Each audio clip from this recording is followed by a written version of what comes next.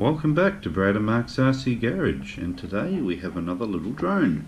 This one is the Eachine QX65. I've just picked this up from Banggood recently. It arrived today, so let's have a look. This is the DSMX version, so I'll be binding that to my DX6.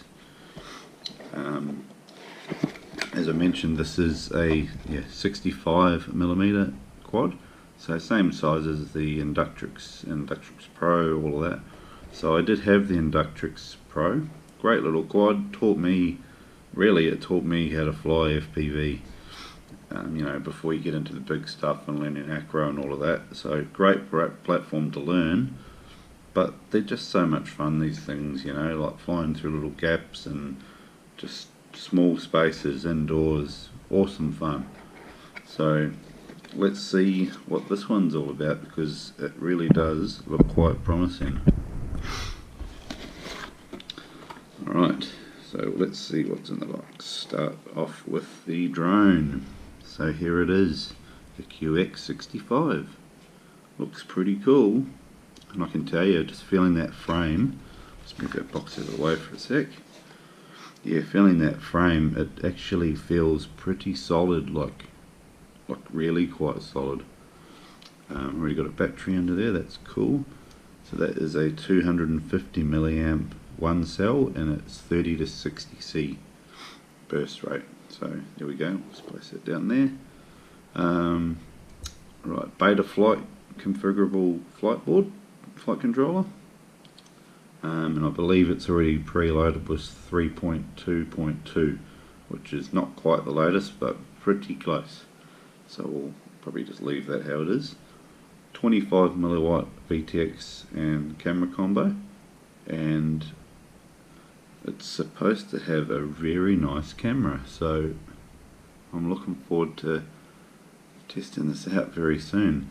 But there's one little thing that this little quad has over all the others so far, and that is an OSD.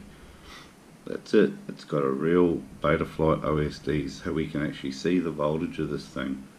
And flying the Inductrix around was great, but if you've got to rely on a timer, it's a pain. Like you get into the moment and you sort of your 3 minutes or whatever's up, and it just drops. There's not really any warning. They just sort of die.